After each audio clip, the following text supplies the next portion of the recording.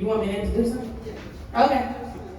Okay. All right. See, I was already jumping to the questions. You see that? You already got me started. So we're going to go ahead and we're going to start with introducing the candidates that we have here before us. I will start with you, just because I like your shirt. Thanks. Hi everyone, my name is Juanita. Brent. I'm currently a state representative running for re-election for new House District number 18. Good evening. My name is Freeman. I'm running as the independent for U.S. Congressional District 11.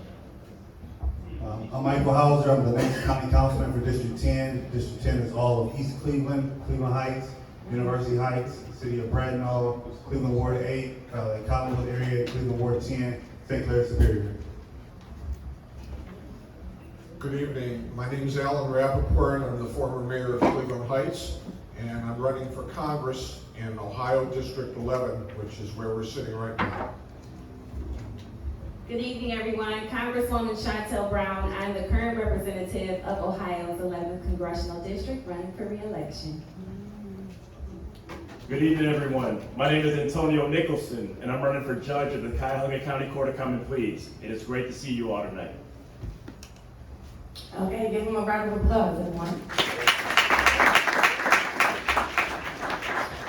Okay. So we're gonna get started with just a kickoff question. They're gonna answer it, and then what I'm gonna do is I'm gonna put the mics to you all to ask questions after they answer those questions, right? Or if you just have questions in general, we're gonna pass it to you. We good? Give me a thumbs up if you understand. All right, can anybody tell that I was a kindergarten teacher? Do a lot of signs, right? Just so we can have these understandings. All right, so the first question that we want to ask our panel is, what does the best type of community look like that you want to create that provides equity and equality? Well, the best type of community that I want to create and I want to see like is an active community. We have so many issues in our criminal justice system, specifically with juveniles. Juveniles don't have anywhere to go per se other than the streets. So we need to create programs and tools and things of that nature so we can keep them from the streets and have them engage in activities that will further them. A lot of those, I'm a wrestling coach, been a wrestling coach for 20 years. I've seen how effective the sport of wrestling can be for young individuals. It can bring discipline, it can bring accountability, it can bring responsibility, all of those things. So a perfect community for me, would be a community with resources, tools, organizations, and things to keep children out of the streets. Thank you. So from my vantage point as a member of Congress, we fight for diversity, equity, and inclusion every day in forms of job opportunities, economic opportunities, dealing with issues around health care. Those are the things that we are focused on. Also issues around education. If I were to create a community that had equity, it would include high quality education, low costs for living, high wages. Those are the things that we're fighting for. Opportunities that do not necessarily require a 4-year degree. And we've been able to actually get the ball rolling and started by way of legislation that we've passed in form of the infrastructure law, which is creating multiple job opportunities for the road work that you might see happening around the community, for the infrastructure repair around bridges that have been long overdue for investment. Also capping prices at insulin at $35 a month to help put money back into people's pockets. You may remember in July of 2021 to December 2021, we actually had a child tax credit that helped put money into people's bank account directly to the tune of $300 per child. So making sure that we're providing equitable opportunities for folks, giving them quality education, lowering their costs is what an equitable community looks like to me.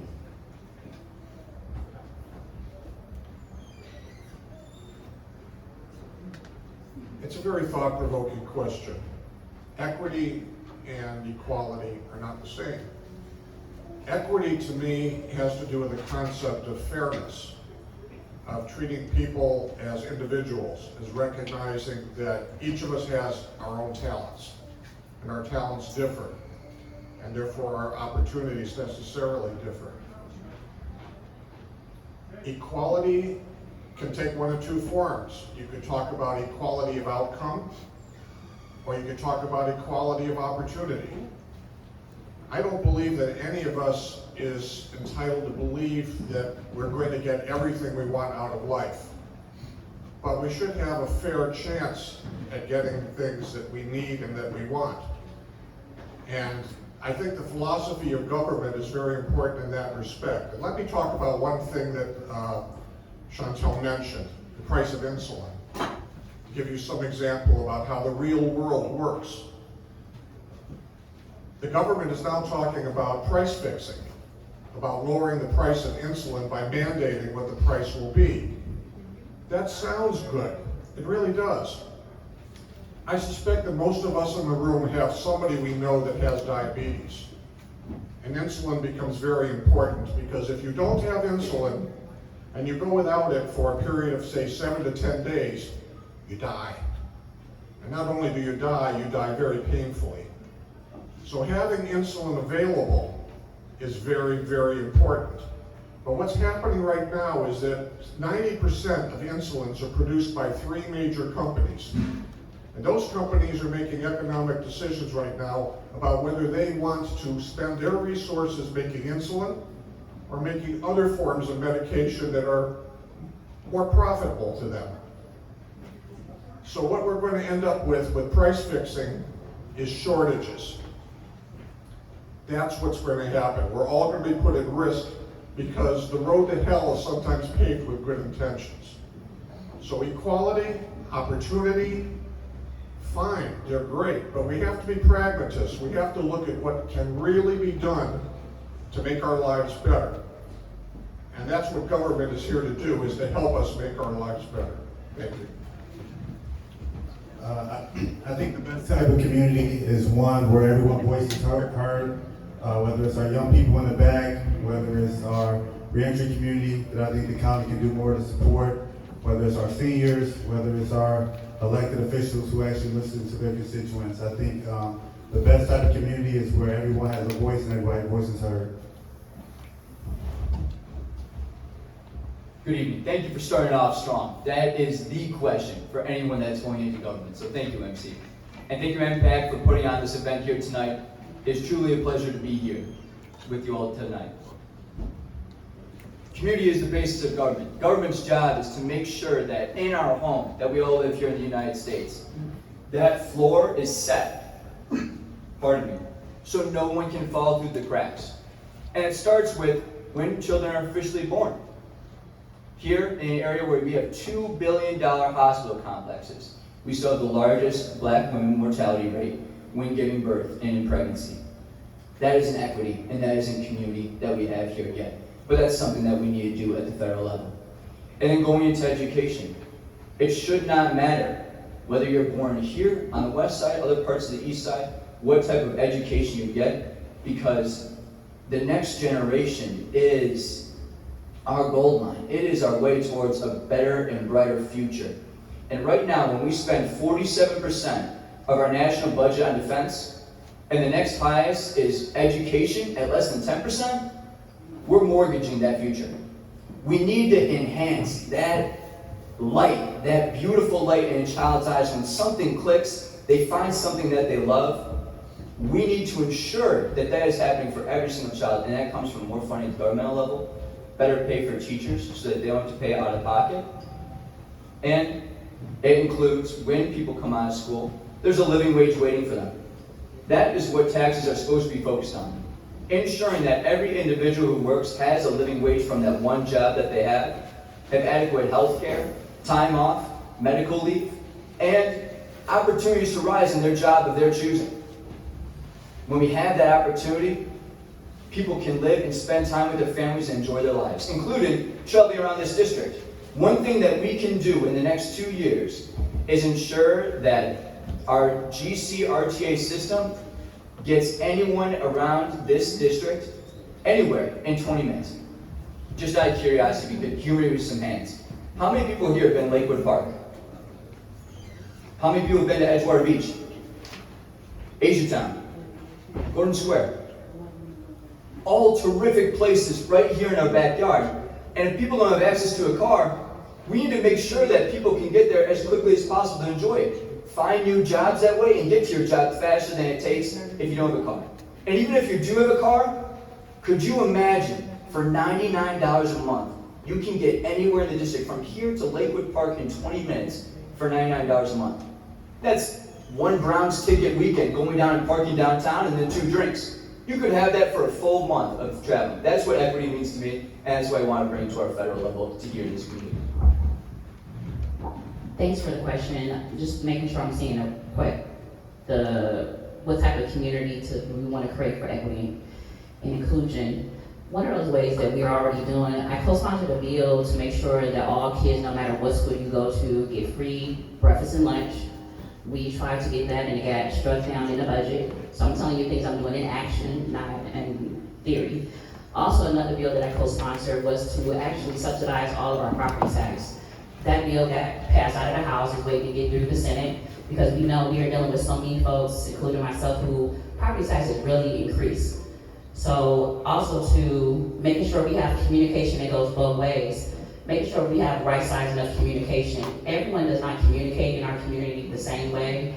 You might have a grandma who prefers to get something in the mail. You may prefer to get an email. We have to make sure we have multiple ways to receive communication and also to send out communication. And that's how we build up a real communication, a real community of people who are listening and who also are able to be heard in the process of things.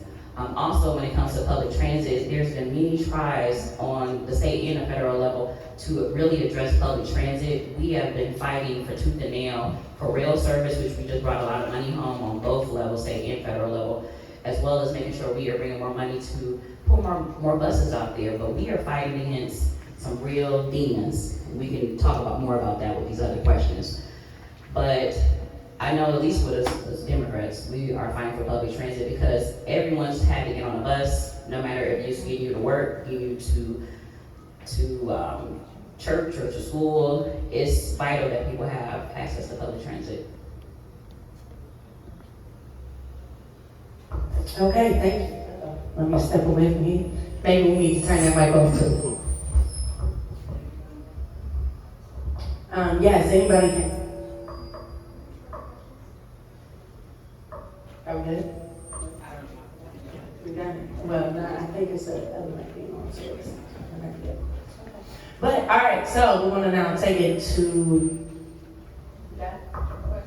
Okay, yes, we want to start taking it to questions. Now, before we get to the questions, we need to go over a culture code. Now, when it comes to the culture code, I mean, I'm going to be by the speaker this whole time. Oh, okay. I'm going to be by the speaker the whole time. You know, that can't be the problem. We need a better solution. Okay. So what's going to happen now is I'm going to turn it over to everyone with the questions, but we have to go over a few culture codes before we start asking these questions. Now, when we ask these questions, if you want everyone up there on that panel to answer, everyone up on that panel, you got about 90 seconds to respond. Just given the time frame, pretty sure you can do the math. If everybody takes 2 minutes to answer one question, we're going to be here forever. Now, if you start talking a lot, make sure you pay attention to me, because if you've ever been to a Baptist church, I'm act like the first lady, I'm going to give you a nice little wave with the fan, okay? That means you need to wrap up, or else I'm going to come up there and snatch the mic. Please don't make me do that. We on camera. I don't want to. Pineapples. To everyone else out here, be mindful of your questions to which you ask. Be quick, be brief, be precise. This is not like a McDonald's order. Do not change your question in the middle of what you're saying, okay? We need to be concise. So, who wants to ask the first question? All right, okay. I like, see, she got the church painted down. We can come right on over here. Please say your name and direct your question. Hello, my name is Tabitha Baldwin. My question for the panel, I just want to say this. I'm a long-time resident, graduate of Shaw High School, class of 1990. I recently relocated back to the city and bought my house in Forest Hill. How do you encourage other college grads, people with higher incomes, to come into this area? We're going to talk about infrastructure. I had a hard time even coming down the streets here. You guys are talking about public transit. I don't utilize public transit. I want to know, where are we doing? What is our plan of action for the city of East Cleveland in regards to everyone who's currently representing District 11? So I'll talk on the state level, and then we can go kind of go from here. Thank you. I'm Juanita, Brent. I represent you on the state level. And so we can just start about state business. So within this last budget cycle, we have allocated increased amount of what they call local government funds, which cities can use for roads and bridges. And so your state roads that are in East Cleveland, we give the city the money, but we cannot force the city to fix the streets. So that's a local municipality decision, but we have increased the amount of the local government fund, which goes to your police and fire and streets, but we cannot force them to do it. Also, I just brought $14 million to East Cleveland, probably about 3 weeks ago, to tear down all these abandoned houses. They're gonna, I'm sorry, I didn't hear you. Can you repeat that, please? The last part. okay, so I just brought 14 million to East Cleveland to tear down abandoned houses here. We're gonna be rebuilding houses right here in East Cleveland. So there's already a group to incentivize people to move to East Cleveland right now. We're working with them right now, and also we're looking at building a grocery store. So just a random person that I met in New York, randomly enough, they bought the county building. So your local community has to rezone the building, it's right behind Popeyes. So when your local city government, so some of these, just like, this is kind of really a local situation, and we can't micromanage the mayor as well as the city council, but we can tell you what we've done to bring home the money. Now, how they spend the money is their business, but there's been $14 million for that. Plus, I just brought $275,000 for the media center that's at Shaw High School. So, and so if you guys go to the new high school, it's a whole section on the second floor about podcasting, about kids doing videos and other type of things that are actually gonna give them a sustainable living. But the money is coming to East Cleveland, but you need to follow up with your mayor and your city council people.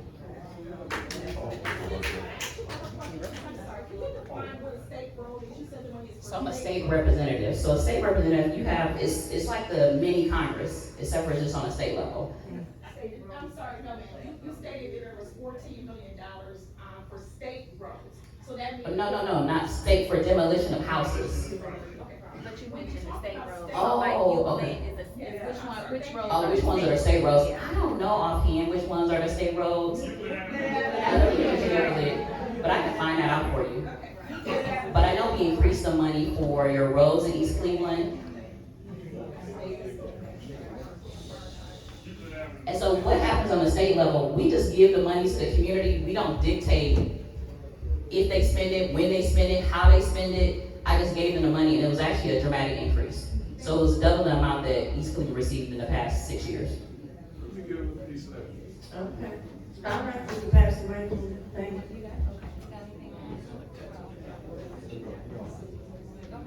All right. The mic is hot. Okay, here we go. Thank you. As the state representative mentioned, there's many levels to government that go in the way of making sure that East Cleveland gets the advancement that it needs, especially going forward in the future. Something that could be done at the federal level was what was done right around World War II when FDR created the New Deal. In that deal, we created a new middle class by zoning different communities based on green, blue, yellow, and red districts. The plan worked for so many different Americans, but it didn't work for all Americans. And we're still feeling the effects of that today. So, at the federal level, we should institute a New Deal round 2. For those that were in the red line and the yellow line communities, like in Glenville, in Huff, and East Cleveland. When I started my journey onto this campaign, I rode my car along the boundary of the red line districts. And in these imaginary boundaries that were just dictated by the federal level without care for the people here, you can see where the investment stops and where the resources end. We need to fix that problem that we've known about for the last 80 years and do the exact same thing that works for people, but make sure it works for every person. And I believe that's the way at the federal level we can begin to continue helping East Cleveland from the federal level. I'll be quick, Tabitha, thank you for the question, good to see you again. You guys have great representation from the state level with Rep. Brent. I know Congresswoman Brown has brought funding to East Cleveland. I look forward to doing my part at the county. As far as the county, I'm in support of the Circle East District. I do believe that's a great head start for East Cleveland. But to the representative's point, I think a lot of East Cleveland issues might be on the local level. And so I think I think a lot of East Cleveland issues might be on a local level, but I do look forward to working with all involved so we can make the changes for East Cleveland. I think East Cleveland is a diamond in the rough.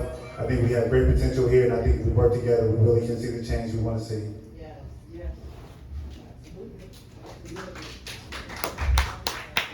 If I understood your question, you were asking how to attract people to East Cleveland.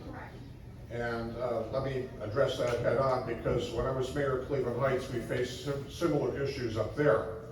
Our solution was to try to improve infrastructure, to improve the appearance of the community. Some years ago, I drove down Terrace Road and it was like a tank trap. Horrible. And if that's the impression that people get of a community like East Cleveland, how do you expect them to want to live here? Infrastructure is key. Now, we found that out in Cleveland Heights, where we did a lot. We built a city hall, we built 2 new fire stations to replace 3 old ones and give them ambulance service. And that's another factor. Good city services is what draws people to a community. They have to believe that the 60% of the city budget that goes to police, fire, service department, garbage pickup, things like that, is being productively spent, and that you have good city services. And East Cleveland used to have superb city services. It was known for good city services. No reason why you can't have that again. Now, I don't want to talk like a public official on the city level, because I'm running for Congress. What can the federal government do to assist with this? Well, I'll throw in one thought off the top of my head. I could speak on this for hours, but one thought. Community development block grants. This is money that comes from the federal government that can go to a local community to be used for purposes such as infrastructure. And that's something that could be done, and I think that would help solve the problem that you're talking about. So the issue of community development block grants is actually being executed. We delivered $2 million to East Cleveland just last month to deal with some of the community development issues specifically. But again, to Representative Brent's point, we don't do the execution, we control the purse strings. And what my job is, as the member of Congress who represents you, is to listen to you, to be your representative, to be your advocate, to understand the concerns, and be the voice in the room when we're talking about appropriations. My goal is to get on what's called the Appropriations Committee if I am reelected, so that we can make the decisions to continue to bring the resources to the communities that need them the most. When I'm in the halls of Congress, I am fighting every day for diversity, equity, and inclusion against Republicans who do not believe that these things matter to our community. So it's a real thing. The Biden-Harris administration and Democrats have put parameters in place to make sure that communities that have been left out for decades are now receiving the long overdue investments that they have not received. This, unfortunately, has taken a little bit of time. This legislation was passed in November of 2021, but we are starting to see and actually reap the benefits right now. Again, delivering on community development block grants, which also is not strictly for infrastructure. The parameters change based on who's in the majority. So there are sometimes when the Democrats have the majority, they are a little bit more lenient with the parameters. Where Republicans have the majority, they might be a little bit stricter with how you can use those community block dollars. But I've been able to deliver on the 3 years that I've been in Congress, 14 out of 15 projects every year.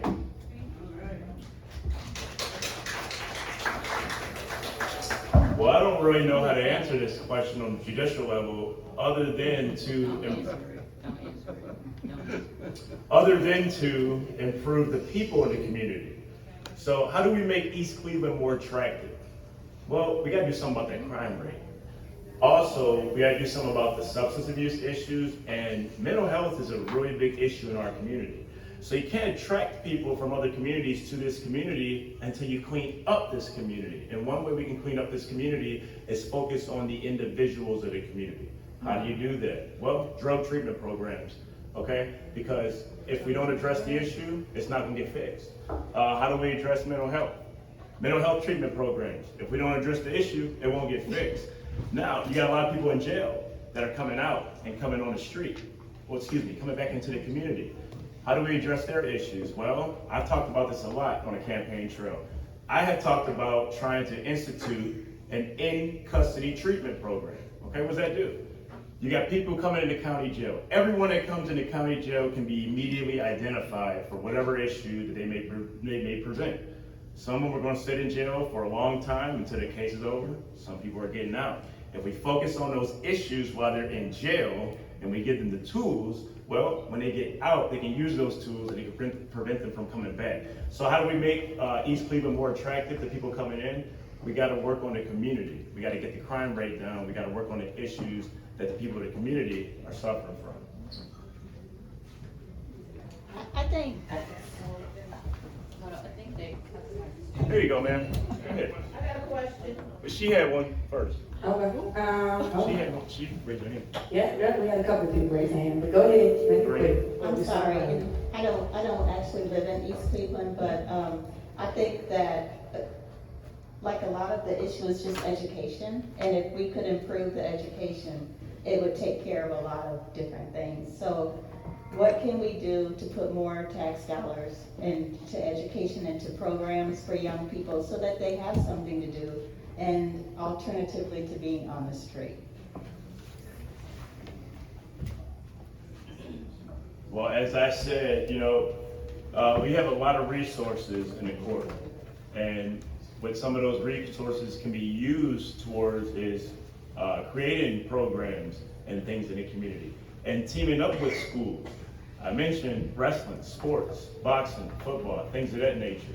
If you get people engaged in certain programs, then you can fix a lot of those issues.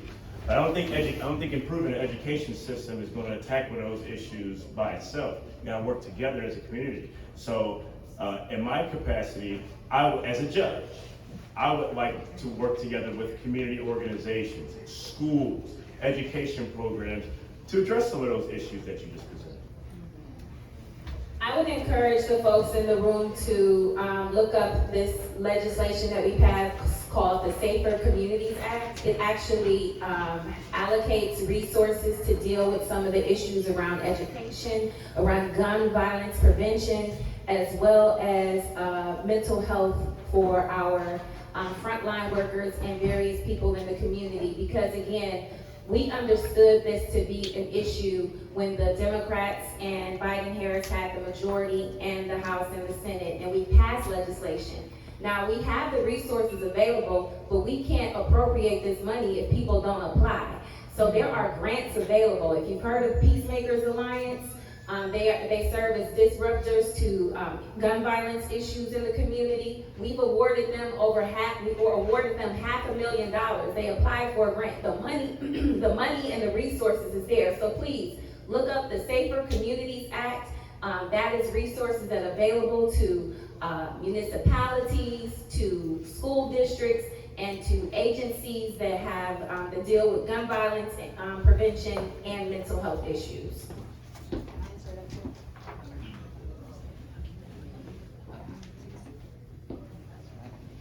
Shontel and I have a different point of view about what the government is and what the government can do. I believe in the golden rule.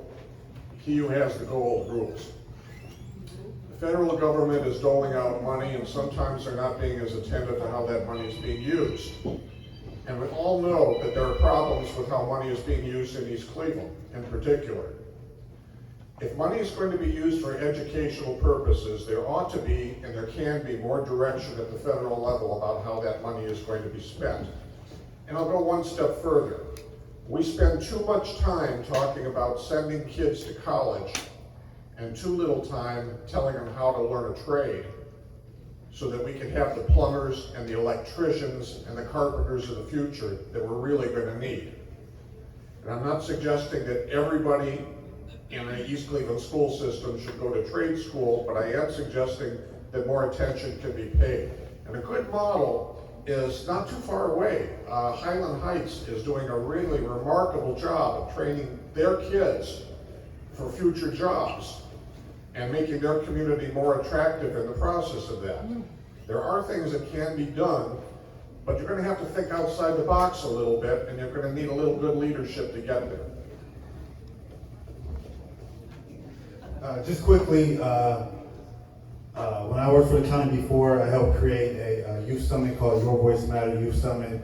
It's a countywide youth summit that gets students from all over the county and expose them to our political process. We need to get our young people involved. We need to get our young people involved in politics. Their voices matter, and they have a different perspective, a different outlook. As county councilman, I look forward to creating the Department of Gun Violence Prevention. I was literally at the Board of Elections Tuesday, and a young man, I told him to take my number down. If you ever need anything, let me know. He asked me if he got arrested on gun charges, could he call me to help get him out? Yeah. I said, well, Ohio is an open carry state, so you should be okay. He said, well, you need to be at least 21 to carry, and I'm 17. I said, won't you just wait until you're 21? And he said, a lot can happen in 4 years. And so I think we have to engage our young people. We have to meet them where they're at. We have to give them resources so they can do more and be proactive in our community. That's a really cool program to hear about. I did a similar program when I was at John Carroll University called Youth for Justice program. We went to different schools, but I went to St. Thomas Aquinas and Heritage Middle School. And we worked with 8th grade students on a project of their choosing, focused on social justice. And in the meantime, we helped them learn about different court cases through the Supreme Court, as well as different things that they have in their tool pocket when it comes to dealing with law enforcement and also knowing their rights as individual citizens. So again, I'm running for the federal office as an independent. There's things that I can do at the federal level that I can't necessarily do at the local level. But something that can be done that State Representative Brent mentioned is pushing harder for in-school lunches. Our vice president candidate, Tim Waltz, in Minnesota, was able to provide free school lunches for every single student in the state of Minnesota. Now, what does that cost? Here in the city of Cleveland, our city officials offered the Haslam family 3 times that amount that pays for all student lunches in Minnesota to the Haslams to stay downtown. So, in terms of appeasing billionaire donors to try and stay here, keep something that we care about here, instead we can spend 3 years, not just in the city of Cleveland, but the entire state of Ohio, feeding children to make sure that they are happy and healthy when they are in their schools. It also comes down to funding. Currently in the state of Ohio, the budget for the state of Ohio is taking $500 million away from public schools every single year through this year and next year. We are one of the lowest areas in terms of states, lowest states in terms of infrastructure spending. That's money we can and should put back into public schools. At the federal level, what we can do is ensure that public school dollars stay for public schools and don't go to private education, because we all benefit from public education when we put our tax dollars to making our community and the next generation better. For 2 seconds, I thought he was running against me and not against her, because he was talking about state stuff. But thank you for helping me with give me a leg up. Thank you. Okay. So we already know the Supreme Court told us that the way we pay for our schools is unconstitutional, and that's through our property tax. That's one. So we have to just deal with the foundation of how we're paying for schools, and that's problematic by itself. Like he said before, even when it comes to our vouchers, we have school districts where there's more money going out for vouchers than is actually coming into our actual schools. So as we talk about dealing with our schools and making things better, we gotta keep school funding inside the district and not going to other private schools, charter schools, wherever else it's going everywhere else but our actual schools. So that's one of the things. But I do want to give a shout out to East Cleveland School District. They just opened up a wonderful cosmetology program. These kids are doing a great job. You should go check it out. It's in the basement of the school. Anybody can come set up an appointment Monday through Friday.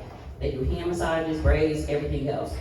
They just opened up the media center that I just got $275,000 for. So it's a lot of great things. They also send the kids from East Cleveland to Orangeville High School for the fire department class that they have for the kids. So there's a lot of great things going on at East Cleveland schools. I don't know if the last time you've been inside the school, but they're doing amazing things, and that school looks beautiful. But the state itself has to worry about making sure that we are keeping these dollars for public school education in the schools, and we also need to revamp on how we are doing our wellness dollars and our wraparound dollars. Thank you, sis. We've spent a lot of time particularly fighting for wraparound dollars, which allows kids to have tutors, that allows us to put more money towards IEPs, and a lot of us have seen those individual education plans, but in the state, we put more money towards that as Democrats. So that's what we're doing in the school district. So don't believe the hype. East Cleveland is doing way better than you probably think it is. Yeah, and they have an aviation program too. Thank you. I'm Brent. Thank you. I had the great opportunity of working with two of the best judges you will find in East Cleveland, Judge Keenan and Judge Dawson, from 1988 to 2022. And I would like to ask the judicial candidate, Attorney Nicholson, what is your plans when you reach the Cuyahoga County bench for the Court of Common Pleas? Well, I already talked about my in-custody treatment program, but the biggest thing we need to do is get diversity on the bench. So I'm trying to do something that a lot of 38-year-old attorneys are trying to do. And the first thing I want to do is be a trailblazer so other young, qualified minority attorneys will have the confidence to do what I'm doing. Now, again, like I said, we have a lot of mental health issues and a lot of substance abuse issues in our community.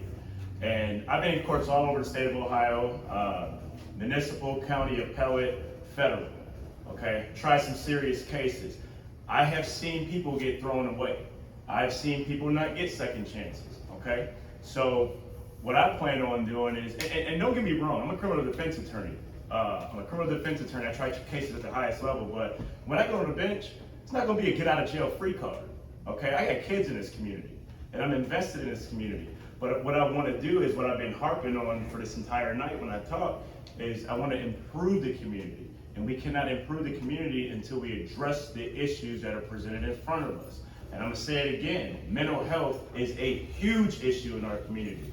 I'm gonna give you a story. I had a client that was in mental health court, and he sat in jail for 4 months with no treatment, just sitting there wasting away. We can't do that. So what I plan on doing is addressing mental health through treatment programs, things of that nature. But when I get on the bench, I'm going to address some of this gun violence. I'm going to address some of these gangs and these street carjacks and things of that nature, because we can't have that in our community. We have a lot of children in the community that look up to people. And when they see, you got a 15-year-old seeing a 17-year-old or a 16-year-old hijacking cars and everything, what do they want to do? They want to jump on a train and do the same thing. So I just got my time thing. When I get on the bench, number one, I'm going to fight for community action through mental treatment programs, substance abuse issues, and I'm going to be tough on crime. Thank you.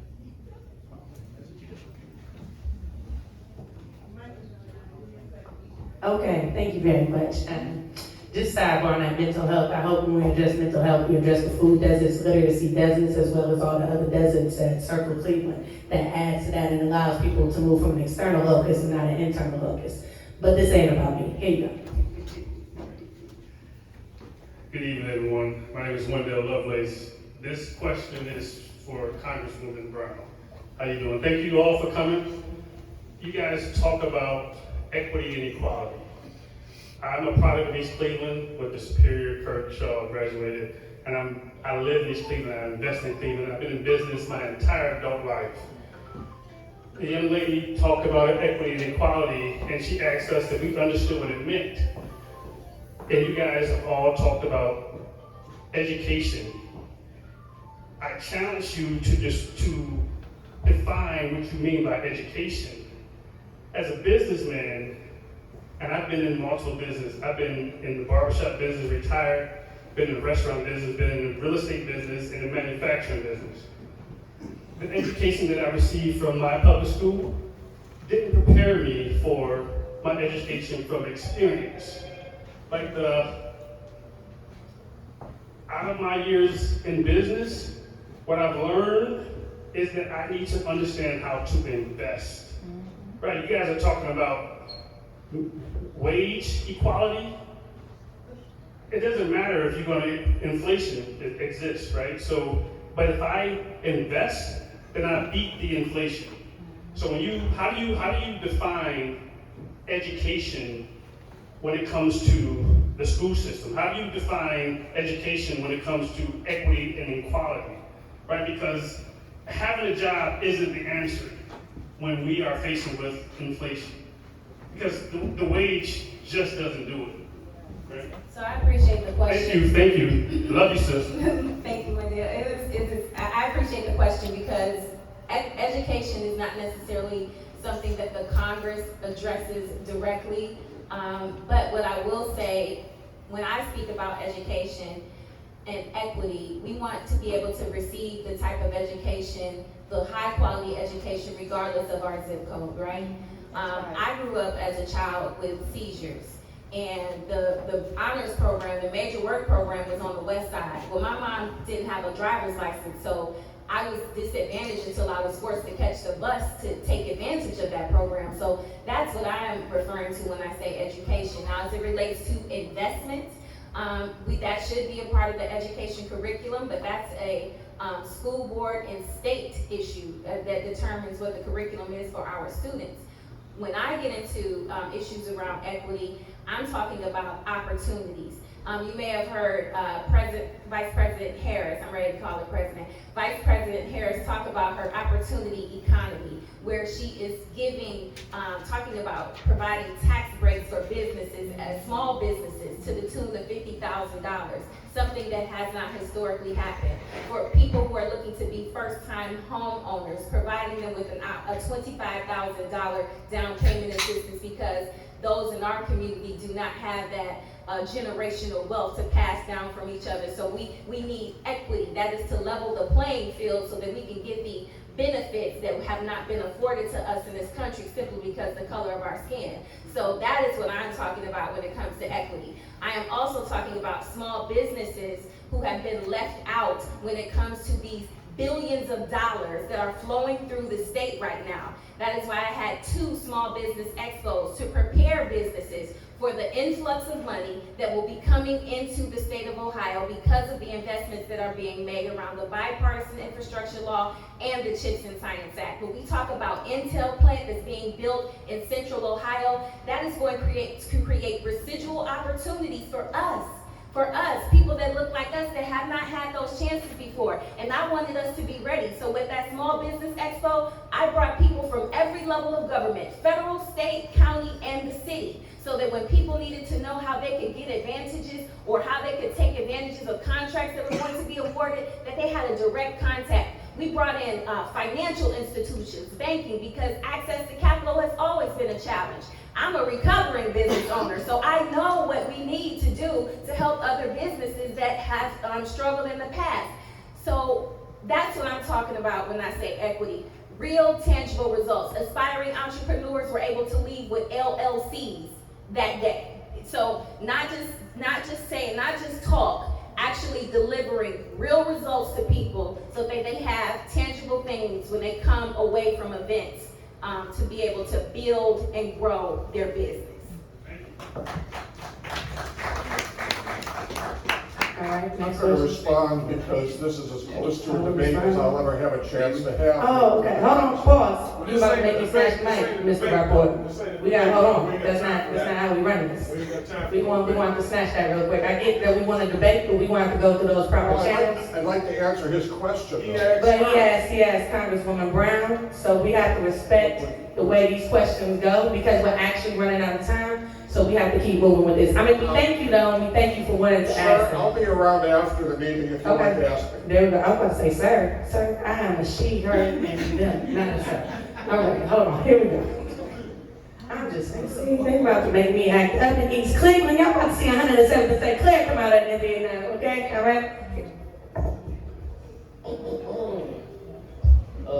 How y'all doing today? This is a question for anybody up there, but I was gonna ask, like, me as a young person, you feel me, like, this is like the 40 years of my life. I was just saying, like, what can I do to get more involved in like the local, state, or like, to be more involved in anything, learn more, any programs to get into, like, to learn more about anything. This could be for anything, it could be for housing. Run for mayor of East Cleveland. No. No, that's a real thing right there. No, get involved locally. So I'm the youngest person to ever serve on Cuyahoga County Council.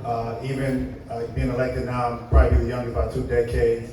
But I started from the ground up. I did a lot of internships unpaid internships. I wasn't too good I drove for United States Senator Sherrod Brown. After the event, you should help clean up and see who put on the event. Get involved locally, start from the ground up. You become a precinct person. And there's a lot of things you can do as a young person to get involved and help your community. Does anybody else have? Yeah. So my office actually has multiple things. We have internships. We have the Youth Advisory Council every year. So go to our website. We've actually filled the council this year, but for rising juniors and seniors, we accept applications so that you can learn about the political process. And it's been a phenomenal program that I continued from my predecessor, but with a curriculum that goes through how government works for you, the different committee processes. It helps you build a network. And then I would also encourage you to volunteer as it relates to these campaigns. Presidential elections are every 4 years, but elections in Ohio are every single year. Every single year. So you don't have to wait until a presidential election. Members of Congress, we run every 2 years, but local elections happen during the odd years, if you will, in many of the communities. So this is an even year, we're in 24, but next year, 2025, there will be a lot of local candidates running for office. Engage with them, get to know them, help them on their campaigns. That's the easiest, simplest way, and you can do that at the convenience of your schedule. Thanks. So again, this is Juanita, Brent. I'm not sure what school is he at?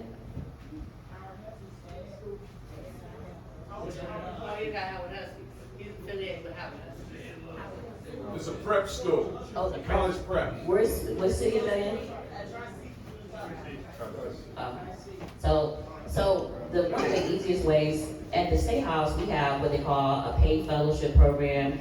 We also have where you can come in. There's also programs through our local universities. I'm assuming you're about to get ready to graduate from high school. And so what we do is we bring kids in, we pay for their housing, and they get to work at the State House. It actually is a fun time for a lot of our young people who've never been away from home for the first time, and they get to stay in college dorms. Some of them are high schoolers. I had a young lady who was 16 at the time and got to stay at OSU's campus, and she worked inside my office for the summertime. She had the most amazing time. And so there's a lot of different programs, at least on a state level, that you can be a part of. They are going to ask you your political affiliation. They're going to ask you about your mama's political affiliation, because it's the State House and everything is very partisan with things. And so I know at least for us Democrats, our slots fill up very quickly with a lot of local people that come down for that program. But I always suggest that if you're in high school, there's some great programs to allow our kids to stay at OSU for the summer, for you to come work at the State House. So definitely get in contact with me, or basically what was said before, please consider volunteering on somebody's campaign. I know for me and many others on this stage, that's how I started off, was volunteering and never getting paid for many, many years, just to help out, because that's the best way of learning, is by also being a good follower, so you can be even better leader through the process. As the person closest to your age up here in the forum, I'd like to also offer my own opinion there. No offense. You did. It's just calling a spade, but I don't have the resources of any of the elected officials up here, so I can't offer any internships or any opportunities that way, but I can tell you what I did and what I would best recommend. If you're by Tri-C right now, go and check it out. They have boards in their hallways of all different events going on around town that you can hop into that are mostly for free, and a great way to meet other people in the community that are also like-minded as you and around the same age as you. Through that, you can find those different organizations that really speak to you. It doesn't matter what it is, whether it's trains, whether it's football, whether it's prepping for other educational programs. There is something for every interest and every combination of interest that you could ever imagine. And if it isn't there, that's for you to create. That's the path I took as independent. And there will be people, no matter what, along the way, who try and stop you from doing what you're doing, because it might interfere with their plans, or it might not be what they think is possible. Hold on to that passion that you have for whatever it is, and keep letting that light grow, because you will continue to find people who want the same things as you and find that community. Okay, so what we're about to do is we're about to enter into our last question, because I know what y'all see, and I see it too, the food is coming out. But after this, before we get to the food, what we're going to do is we're going to have the breakout sessions, so they will be available to answer any questions that you want to go to and ask them directly, okay? All right, this is literally the last question, y'all. All right. So I had to circle back around because of my old age, I forgot. So my name is Terrell Wanda Aaron. I'm the founder and executive director for the Spot Youth Empowerment Organization. And so I wanted to talk about how can the state aid in making resources easier to access and to operate more programs. Currently, it's real competitive. It's a lot of application process that has to go through, and you're competing against some of the bigger organizations. So how can you make it easier so that we can do programming and aid in jobs for our young people? You spoke about them stealing cars and things like that, and we know from our youth-led forum last Friday, one of the things that the young people talked about was not having access to jobs. YOU does a great job, but of course they don't service everyone. There's still a gap being left open from YOU. So we got a lot of kids that is in the system due to trying to find funds, doing crime things, to get money, access money. So what on the state level is being done to aid in finding funding and opportunity, job opportunities for our young people? Well, I'm the only one. This is Juanita Brent. I'm the only one who represents the state level. So kind of like we said before, we give money towards programs, but we don't micromanage how it gets spent once the programs are doing that. So one of the things that I did say when we were going through our budget hearings is that we need to incentivize more jobs to be a part of the Youth Opportunities Unlimited. Because I know it's a very small amount of kids. I think last year was like 15,000 kids, and only like a couple hundred kids were even accepted into the program. We have to incentivize more companies to We have to incentivize more companies to actually hire children, and that's kind of part of the problem that we are dealing with right now. So it's not so much a thing of funding. Also, too, I'm a huge proponent. Most people probably don't know this. I'm a huge proponent of agriculture. I own a little plot of land. I've had a little farm in another county for a little while too. There are a lot of jobs that are out there. Like I've been visiting these different meat processing plants, but they're not indirectly in our community. So one of the things too is that as we are giving money to the meat processing plants, like I just went out to one that's out in Portage County, we just gave them $250,000. We gotta figure out ways to transport folks from to those different jobs. We also gave some money to a plant out in Solon, but it's a thing of transportation. So that's why too, we've been advocating, particularly as Democrats, for more money towards public transit, because we have to get people to the jobs. Even if the job is not directly here in your community, we gotta get our kids to those jobs, because we're dealing with places where there's jobs and there are not enough people, and then we have people who need the jobs and vice versa. And you're probably wondering like, well, why can't we just bring the meat processing place to East Cleveland? I'm gonna tell you why. Because I don't think East Cleveland wants a bunch of cows and a bunch of pigs just rolling around. And if people don't know what a meat processing place is, basically a slaughterhouse. But they're hiring young people to pay them $50 an hour to work at the slaughterhouse. Those are jobs that grown adults want. And so we gotta figure out how we can do that in this next budget cycle. That needs to be the focus. I want you to come down during our budget cycle and come and advocate for that. Starting in February of next year, anybody from the public can be able to testify before the Finance Committee. So you need to come testify, because I need you to have my back. Because I've been advocating for that for a long time, to increase our public transit dollars, and also to make sure that places like YOU has more way to incentivize businesses to include more young kids to have jobs. But we have to work all of this together to make this work, because every kid needs a job who wants one.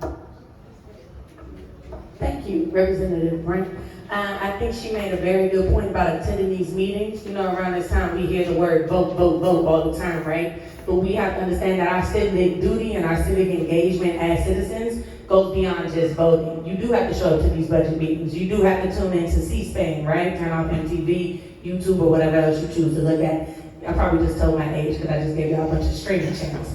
But The point is to just be actively engaged in your community. Know how to contact them. What's their phone numbers? Who right here can tell me how to contact Congressman Brown right now? How do you call her office? You got a number? Well, Jazz. But this is what I'm saying. You all have to know how to contact them. They can't do their jobs. They can't represent you if you're not calling them past the ballot box, right? It's 216-522-4900. The number has actually been the same since Lou Stokes was in office. So Is the mic on? yeah. Try it one more time. 216-522-4900 is my office number right here in the district. And I have two members on my team that I should shout out. My district office manager, Kimberly Edwards. All right. And my administrative director, Jasmine Butler. Okay. And they're here all the time. I split my time between here and DC.